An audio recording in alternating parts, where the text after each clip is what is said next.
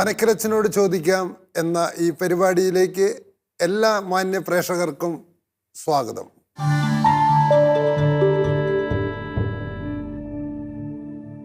ജീവിതത്തിലെ സങ്കീർണ പ്രശ്നങ്ങൾ മനുഷ്യനെ വേട്ടയാടുമ്പോൾ സ്വാന്തനമായി പനക്കലച്ചൻ നമ്മോടൊപ്പം. അച്ഛനെ ഞങ്ങൾ ഈ പരിപാടിയിലേക്ക് സ്വാഗതം ചെയ്യുന്നു. സ്നേഹമുള്ളവരെ, ഈ പരിപാടിയിൽ ഉൾപ്പെടുത്തി ചർച്ച ചെയ്യാൻ അനേകം കത്തുകൾ ഞങ്ങൾക്ക് ലഭിച്ചിട്ടുണ്ട്. അതിൽ തിരഞ്ഞെടുത്ത ഒരു കത്ത് ഇപ്പോൾ വായിച്ച് പനക്കലച്ചൻ ചർച്ച ചെയ്യുന്നതാണ്. സ്നേഹം നിറഞ്ഞ പനക്കലച്ച, ഞാൻ മേരി. എൻ്റെ മകൾ ആൻസിയെക്കുറിച്ച് പറയാനാണ് ഈ കത്ത് ഞാൻ എഴുതുന്നത്. ചെറുപ്പം മുതൽക്കേ ഞാൻ അവളെ ദൈവഭക്തിയിലാണ് വളർത്തിയത്. എൻ്റെ മകൾ പഠനത്തിൽ ബുദ്ധിമുട്ടുന്നു. ഒരു രക്ഷിതാവെന്ന നിലയിൽ ഇത് മറികടക്കാൻ എൻ്റെ മകളെ ഞാൻ ഒരുപാട് സഹായിച്ചു. ഞാൻ അവൾക്ക് വേണ്ടി കുറേ പ്രാർത്ഥിക്കുകയും ചെയ്തു. എന്നിരുന്നാലും അവൾ മികച്ച ശ്രമങ്ങൾ നടത്തിയിട്ടും അവൾക്ക് പഠനത്തിൽ നല്ല ഫലം കാണുന്നില്ല. ഈ സാഹചര്യം അവൾക്ക് കാര്യമായ സമ്മർദ്ദവും വിഷമവും ഉണ്ടാക്കിയിട്ടുണ്ട്. അതുകൊണ്ട് അവൾക്ക് ഇപ്പോൾ പഠിക്കാനുള്ള താല്പര്യം നഷ്ടപ്പെട്ടു.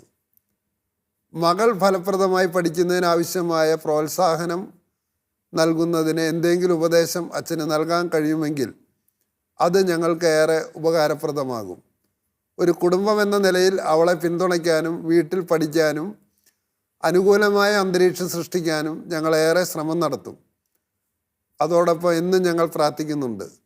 നന്ദി പറഞ്ഞുകൊണ്ട് മേരി. നമ്മൾ ഇപ്പോൾ വായിച്ചു കേട്ട ഈ കത്തിൽ മേരിയുടെ മകള് ആൻസി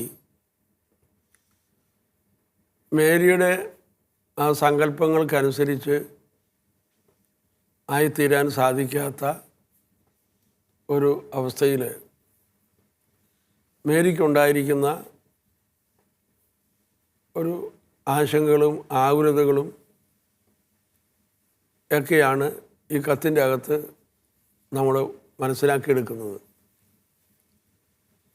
ആദ്യമായി മേരിയോട് എനിക്ക് പറയുവാനുള്ളത്, മേരിക്ക് ദൈവം ആൻസി എന്നൊരു മകളെ തന്നു. അവൾക്ക് ചില കുറവുകളും പോരായ്മകളും പഠനത്തിൻ്റെ മേഖലയിലുണ്ട്. ആ കൊച്ച് പരിശ്രമിക്കുന്നുണ്ട്, പക്ഷേ വിചാരിച്ച രീതിയിലുള്ള റിസൾട്ട് ഉണ്ടാക്കാൻ കഴിഞ്ഞിട്ടില്ല. ഇതാണ് ആൻസിയുടെ അമ്മയ്ക്കുള്ള സങ്കടവും. അപ്പോൾ ഇവിടെ മേരിയോട് എനിക്ക് പറയാനുള്ളത്, മേരിയുടെ മനസ്സിൽ ഒരു ആൻസിയുണ്ട്. ആ ആൻസി എന്ന് പറയുന്നത് നന്നായിട്ട് പഠിക്കുന്ന, എല്ലാ കാര്യവും ഭംഗിയായി ചെയ്യുന്ന, ക്ലാസ്സിൽ വളരെ ടോപ്പായി നിൽക്കുന്ന, അങ്ങനെ എല്ലാം തികഞ്ഞ ഒരു ആൻസിയാണ് ഈ മേരിയുടെ മനസ്സിൽ കിടക്കുന്നത്. പക്ഷെ അങ്ങനെ ഒരു ആൻസി ഇല്ല. എല്ലാ അമ്മമാരും അപ്പന്മാരും മക്കളെ കുറിച്ച് അങ്ങനെയുള്ളൊരു കൊട്ടാരം. അതെ, ഒരു ഐഡിയൽ ആൻസിയാണ് എപ്പോഴും മേരിയുടെ മനസ്സിലുള്ളത്. മേരി സ്നേഹിക്കുന്നത് ആ ഐഡിയൽ ആൻസിയെയാണ്. ആ ലെവലിലേക്ക് വന്നാലേ മേരിക്ക് ആൻസിയെ സന്തോഷത്തോടെ കാണാനും സ്വീകരിക്കാനും സാധിക്കുകയുള്ളൂ.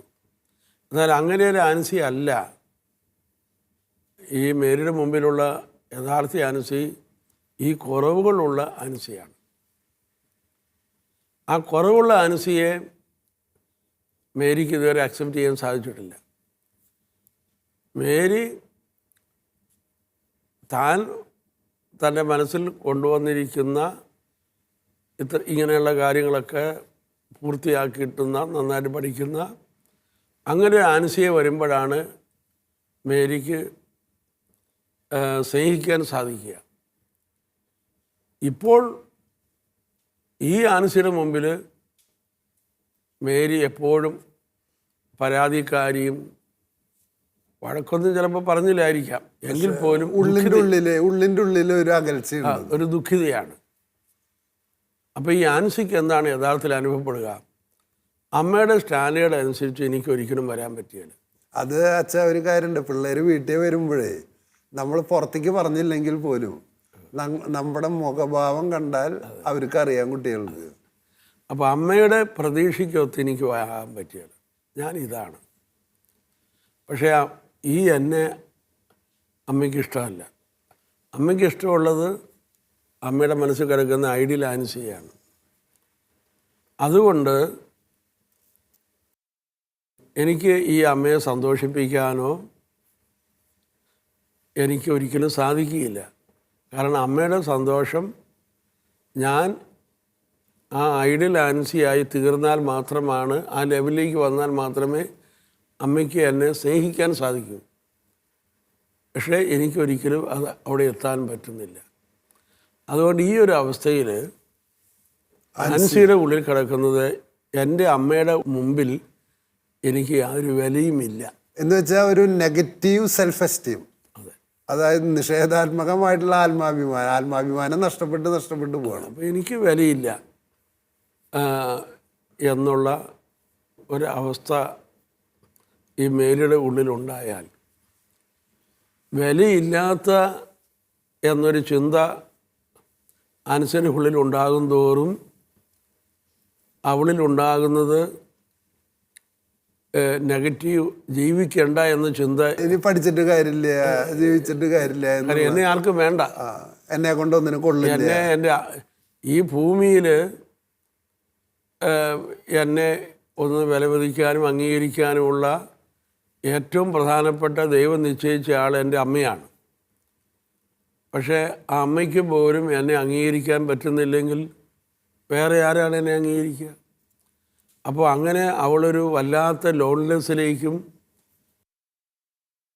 അവൾക്ക് അവളോട് തന്നെ ദേഷ്യം ഉണ്ടാകുന്ന ഒരവസ്ഥയിലേക്കും അങ്ങനെ സാവധാനം ആ ഒരു ലെവലിലേക്ക് അവൾ ആയിക്കൊണ്ടിരിക്കുകയാണ്.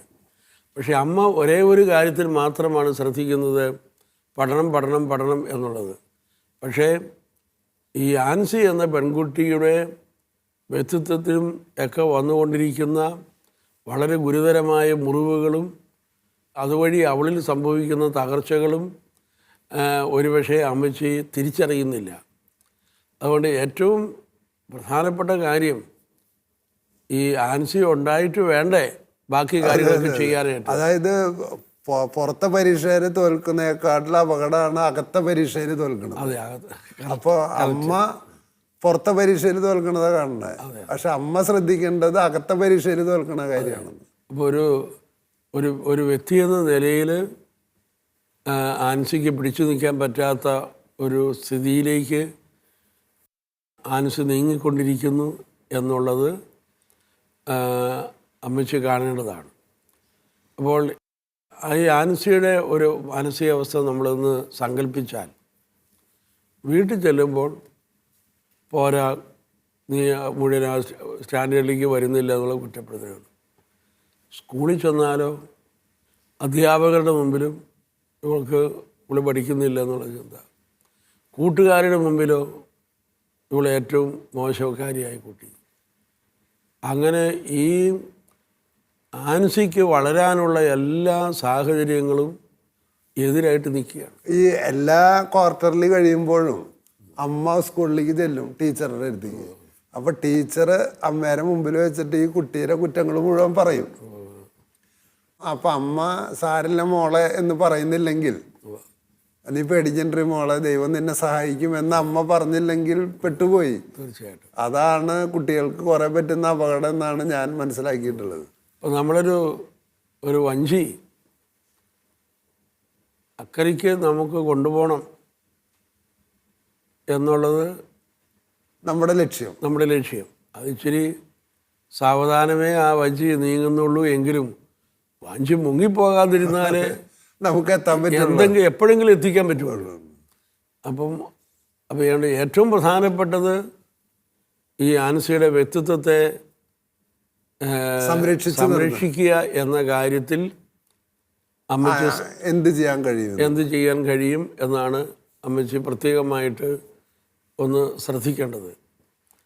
അപ്പോൾ അവിടെ അമ്മച്ചി ഒന്ന് അവളെ അംഗീകരിക്കാൻ തയ്യാറായി കഴിഞ്ഞാൽ അമ്മച്ചിയിൽ നിന്ന് എന്താണോ അവൾക്കുള്ളത് അതിനെ പ്രോത്സാഹിപ്പിക്കാനും അതുപോലെ തന്നെ അവളെ അപ്രീഷിയേറ്റ് ചെയ്യാനും ഒക്കെ സാധിക്കും. പിന്നെ ഞാൻ ഒരു കാര്യം ചോദിക്കട്ടെ വെച്ചാൽ, ഈ കുട്ടികൾക്കുണ്ടല്ലോ, എല്ലാ കുട്ടികൾക്കും ഒരുപോലെ പഠിക്കാനുള്ള കഴിവ് ദൈവം തന്നിട്ടുണ്ടാവില്ല. ഒരിക്കലുമില്ല.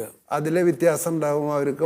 ഓരോ മേഖലകളിലും ദൈവം ഓരോരുത്തർക്ക് കഴിവ് കൊടുത്തിട്ടുണ്ട്. അത് ചിലപ്പോൾ പഠിക്കാനുള്ളതാവില്ല എന്ന്. ബൈബിളിൽ തന്നെ നമ്മൾ കാണുന്നതാണല്ലോ, 5 താലന്ത്, 2 താലന്ത്, 1 താലന്ത്. ദൈവം അങ്ങനെയാണ് വിതരണം ചെയ്യുന്നത്. അപ്പോൾ ഈ പഠനത്തിൽ പരാജയപ്പെട്ടു എന്നതുകൊണ്ട് മാത്രം ഒരു കുട്ടി ജീവിതത്തിൽ പരാജയപ്പെടണമെന്നില്ല. ഒരിക്കലും ഇല്ല. അവൻ പരിശ്രമിക്കട്ടെ എന്ന്. അതെ. അപ്പം അതുകൊണ്ട് അവൾക്ക് എന്തൊക്കെ സാധിക്കും, എന്തുമാത്രമൊക്കെ അവൾ ആകാൻ പറ്റും, അത് ഈ അമ്മച്ചി അംഗീകരിക്കുക. അതിനെ വലിയൊരു നഷ്ടമായിട്ടോ അതുകൊണ്ട് എൻ്റെ കൊച്ച്, എൻ്റെ ജീവിതം തന്നെ പരാജയപ്പെട്ട പോലെയാണ് അമ്മ കത്തെഴുതുന്നത്. മറ്റു കൊച്ചുങ്ങളെക്കാളൊക്കെ എന്തോ കുറവുള്ളൊരു വ്യക്തിയായിട്ട് അങ്ങനെ കാണേണ്ട കാര്യമില്ല. തൻ്റെ കൊച്ചിനെ ആ കുറവുകളോടു കൂടി തന്നെ ദൈവ കൈകളിൽ നിന്ന് സ്വീകരിക്കുവാനും ആ കുറവുകളിൽ അമ്മച്ചിക്ക് എന്തുമാത്രം ഈ ആൻസിയെ സ്നേഹിക്കാൻ കഴിയുന്നുണ്ട്. ഈ കുറവുകളിൽ അമ്മച്ചിക്ക് എന്തുമാത്രം സംതൃപ്തിയോടും സന്തോഷത്തോടും കൂടി ആൻസിക്ക് സ്നേഹം പകരാൻ കഴിയുന്നുണ്ട്.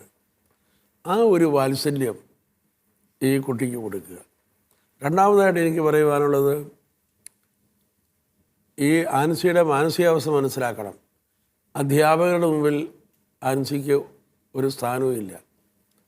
കൂട്ടുകാരുടെ മുമ്പിൽ അവരുടെയൊക്കെ മുമ്പിൽ ഒരു അപകർഷതയുടെ സൃഷ്ടിയാണ്.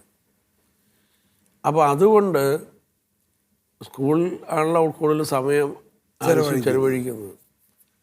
അപ്പോൾ അതുകൊണ്ട് ഏറ്റവും കൂടുതലായിട്ട് ഈ സ്നേഹവും പ്രോത്സാഹനവും സന്തോഷവും വാത്സല്യവും ഈ ആൻസിക്ക് കൊടുക്കുവാൻ മറ്റു കുട്ടികൾക്ക് കൊടുക്കുന്നതിനേക്കാൾ കൂടുതൽ ആൻസിക്ക് നൽകുവാനായിട്ട് അമ്മച്ചി തയ്യാറാകണം. നമ്മൾ സങ്കീർത്തനത്തിൽ 18:35 വാക്യമുണ്ട്. അങ്ങെനിക്ക് രക്ഷയുടെ പരിചയം നൽകി, അവിടുത്തെ വലത്ത് കൈ എന്നെ താങ്ങി നിർത്തി, അവിടുത്തെ വാത്സല്യം എന്നെ വലിയവനാക്കി. അപ്പം അമ്മ എങ്ങനെയൊക്കെ ഈ കുട്ടിയെ കണ്ടാലും ഈശോ അങ്ങനെയല്ല ഈ കുട്ടിയെ കാണുന്നത്. ഈശോ കാണുന്നത് തൻ്റെ വാത്സല്യം കൊണ്ട് ഈശോ ഈ കുട്ടിയെ സ്നേഹിച്ചുകൊണ്ടിരിപ്പുണ്ട്. അത് ആ കുട്ടിയെ വലിയ വ്യക്തിയാക്കിക്കൊള്ളും. കാരണം ദൈവത്തിൻ്റെ സ്നേഹം ആ കൊച്ചിൻ്റെ കൂടെയുണ്ട്. ഏറ്റവും കുറവുള്ളവരെ എടുത്ത് ദൈവത്തിന് കൂടുതൽ സ്നേഹവും വാത്സല്യവും ദൈവം ഒഴുക്കുന്നുണ്ട്. അപ്പം ഇത് ദൈവത്തിൻ്റെ കുഞ്ഞായിട്ട് തന്നെ അമ്മച്ച് കാണണം. ബൈബിളിലെ ഏറ്റവും മനോഹരമായൊരു വാക്യമാണ്, ഉദരഫലം ദൈവത്തിൻ്റെ ദാനമാണെന്നുള്ളത്. അപ്പം അതുകൊണ്ട് ദൈവം എനിക്ക് ഈ ദാനം തന്നിട്ടുണ്ടെങ്കിൽ ഞാൻ കാണാത്ത പല നന്മകളും ഇതിൻ്റെ അകത്തുണ്ട്. അത് ദൈവ കൈകളിൽ നിന്ന് സ്വീകരിച്ച് അക്സെപ്റ്റ് ചെയ്ത് ദൈവത്തെ സ്തുതിക്കുമ്പോൾ ഈ മകൾക്ക് വേണ്ട വിധത്തിലുള്ള പ്രോത്സാഹനം, അവൾ വിലയുള്ളവളാണ് എന്ന ബോധം ഒരിക്കലും അവൾക്ക് നഷ്ടപ്പെടാതെ സൂക്ഷിക്കാൻ ഈ അമ്മച്ചി തയ്യാറായി കഴിഞ്ഞാൽ പിന്നെ അമ്മച്ചിക്ക് കാണാൻ സാധിക്കും അവളിലുള്ള ചില ബെസ്റ്റ് പയ്യെ പൊങ്ങി വരുന്നത്. അതായത് ഞാൻ എൻ്റെ ജീവിതത്തിൽ കണ്ടിട്ടുള്ള വെച്ചാൽ, ഇപ്പോൾ കോളേജിൽ വരുന്ന കുട്ടികൾ ചിലർക്ക് ചില കാര്യങ്ങളിൽ കണ്ടമാനം കുറവുണ്ടാവും. പക്ഷെ അവർ വേറെ ചില കാര്യങ്ങളിൽ അവർക്ക് വളരെ മികവാണ്. കാരണം ഇപ്പം കണ്ണില്ലാത്തവൻ്റെ ചെവിയും ത്വക്കൊക്കെ 100 ഇരട്ടിയാണ് പ്രവർത്തിക്കുക, ആ ചെവിയില്ലാത്തവൻ്റെ കണ്ണും. അപ്പോൾ അങ്ങനെയാണ് ദൈവം വൈവിധ്യങ്ങളോട് കൂടിയിട്ടാണ് മനുഷ്യനെ സൃഷ്ടിച്ചിട്ടുള്ളത്. അപ്പം നമ്മുടെ കുട്ടികൾക്ക് ചില കാര്യങ്ങളിൽ കുറവാണെങ്കിലും ദൈവത്തിന് അവരെ കൊണ്ട് വേറെ പണിയാവും ലക്ഷ്യം ഉണ്ടാവുക. അപ്പോൾ ആ ദൈവിക പദ്ധതിയിലേക്ക് ഇപ്പം അച്ഛൻ തന്നെ എന്നോട് പലപ്പോഴും പറയാറുണ്ട്, ആ ദൈവിക പദ്ധതിക്ക് വേണ്ടി കാത്തിരിക്കണം. അപ്പോൾ ചിലപ്പോൾ 5 കൊല്ലം 10 കൊല്ലം 15 കൊല്ലം കഴിയുമ്പോഴൊക്കെയാവും നമ്മുടെ മക്കൾ അതിൻ്റെ ഇത് അച്ഛൻ എനിക്ക് എൻ്റെ സ്വകാര്യ ജീവിതത്തിന് പറഞ്ഞു തന്നിട്ടുള്ള ഉപദേശങ്ങളാണ്. അപ്പോൾ ആ ഒരു കാത്തിരിപ്പും ഈ അമ്മയ്ക്ക് വേണം. അപ്പോൾ അമ്മച്ചിയുടെ മനസ്സിലെ ആഗ്രഹങ്ങൾ പൂവണിയുക എന്നുള്ളതല്ല, ദൈവത്തിൻ്റെ മനസ്സിൽ ദൈവത്തിൻ്റെ ആഗ്രഹമാണ് ഈ കുട്ടിയിലൂടെ പൂവണിയുന്നത്. അതുകൊണ്ട് തൻ്റെ മനസ്സിൽ ചില ആഗ്രഹങ്ങൾ കിടപ്പുണ്ടാകും. ആ ആഗ്രഹങ്ങൾ അമ്മച്ചിയുടെ ജീവിതത്തിൽ പൂർത്തിയാക്കാൻ പറ്റാതെ ചിലപ്പോൾ അങ്ങനെ കിടക്കുന്ന ആഗ്രഹങ്ങളായിരിക്കും. അത് സാധാരണ മക്കളുണ്ടാകുമ്പോൾ എനിക്കത് പൂർത്തിയാക്കാൻ, എനിക്ക് എൻ്റെ ആഗ്രഹങ്ങൾ പലതും നേടാൻ പറ്റിയില്ലെങ്കിലും മക്കളിലൂടെ അത് നേടി കണ്ട് സംതൃപ്തി അടയാനുള്ള ഒരു ആഗ്രഹം അമ്മച്ചിയുടെ മനസ്സിലുണ്ട്. അപ്പോൾ അതുകൊണ്ട് അവിടെ അമ്മച്ചി അത് തിരിച്ചറിഞ്ഞ് എൻ്റെ ആഗ്രഹങ്ങൾ പൂർത്തിയാകുക എന്നുള്ളതല്ല, ഈ മകളെ സംബന്ധിച്ച് ദൈവം തയ്യാറാക്കിയിരിക്കുന്ന പദ്ധതിയാണ് പൂർത്തിയാകേണ്ടത് എന്ന് മനസ്സിലാക്കി കഴിഞ്ഞാൽ അവളുടെ വ്യക്തിത്വത്തിന് മുറിവേൽപ്പിക്കാതെ അവളെ അമ്മച്ചിക്ക് സംരക്ഷിക്കാനായിട്ട് സാധിക്കും.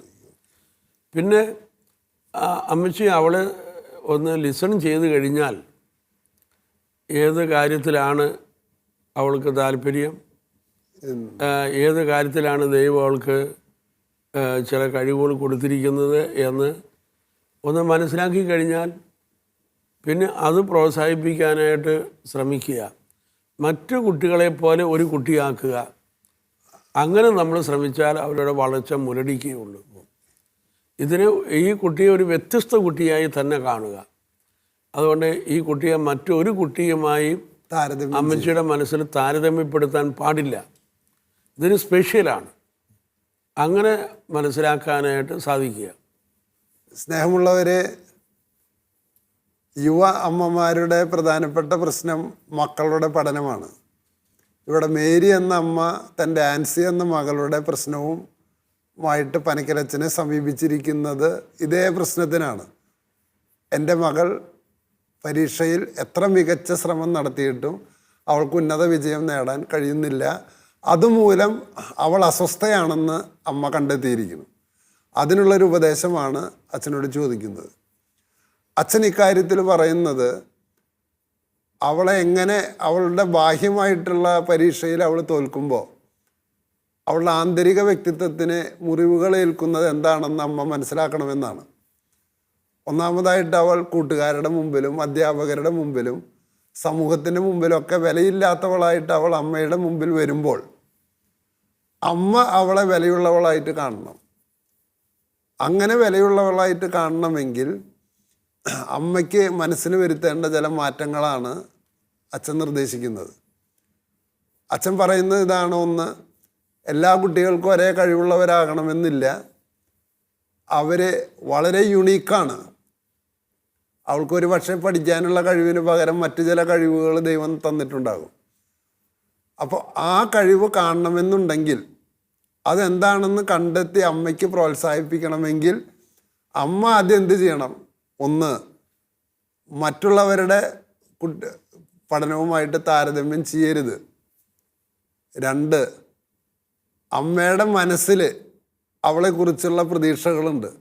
ആ പ്രതീക്ഷകൾക്ക് അവൾ യോജിച്ച് വരുന്നില്ല എന്ന് കാണുമ്പോൾ ദുഃഖിക്കരുത്. കാരണം അവളെക്കുറിച്ച് ദൈവത്തിനൊരു പദ്ധതിയുണ്ട്. ആ പദ്ധതിയിലേക്ക് എങ്ങനെ എത്തുമെന്നാണ് അമ്മ ചിന്തിക്കേണ്ടത്. മാത്രമല്ല, അമ്മയുടെ കുട്ടിക്കാലത്ത് അമ്മയ്ക്ക് പഠിക്കാൻ ആഗ്രഹിച്ച ചില കാര്യങ്ങളുണ്ട്, ഞാൻ എത്തിച്ചേരണമെന്ന്. അത് കുട്ടിയിൽ നിന്ന് പ്രതീക്ഷിക്കരുത്. അപ്പോൾ ഇത്തരം കാര്യങ്ങൾ ആൻസി ദൈവത്തിൻ്റെ മുമ്പിൽ ആലോചന ചോദിക്കുകയും മകളായിട്ട് തന്നെ അവളുടെ ആ തോൽവിയോടുകൂടി തന്നെ, ഞാൻ നിന്നെ സ്നേഹിക്കുന്നു മകളെ, സങ്കീർത്തനത്തിൽ നിന്ന് അച്ഛൻ വായിച്ച് കേൾപ്പിച്ചു. ദൈവം അത്ര വാത്സല്യത്തോടു കൂടിയിട്ടാണ് ഓരോ കുട്ടിയെയും പരിഗണിക്കുന്നത്. അത് അവൻ്റെ പരാജയത്തിലും അവൻ്റെ വിജയത്തിലും ദൈവം മനുഷ്യനോട് കൂടെയുണ്ട്. ആ വാത്സല്യം അമ്മ നൽകണം.